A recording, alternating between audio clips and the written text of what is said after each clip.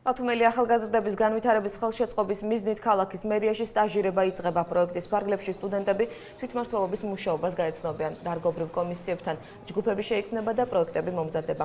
ინიციატივებს კი განსახილველად საკრებულოს იმიტირებულ სხდომაზე წარადგენენ. გამოვლინდება გამარჯვებულებიც.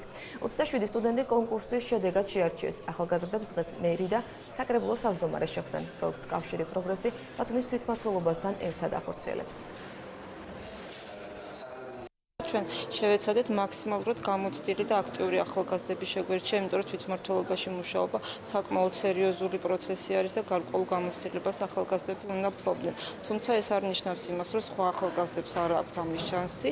მე იმედი მაქვს, რომ ეს პროგრამა იქნება მუდმივი. ვიცით, რომ თვითმმართველობის სხდომებს უნდა დავესწროთ და როდესაც ჩატარდება ეს 3 თვე, ძირითადად ალბათ 3 თვე გაგრძელდება პროექტი, შევეცდებით, რომ ამ 3 თვის განმავლობაში განვიხილოთ ის ძირითადი საკითხები, რაზეც შევძლებთ შემდეგ პროექტის დაწერას და პროექტი, რომელსაც დავწერთ ჩვენ, იმედია გაიმარჯვებს.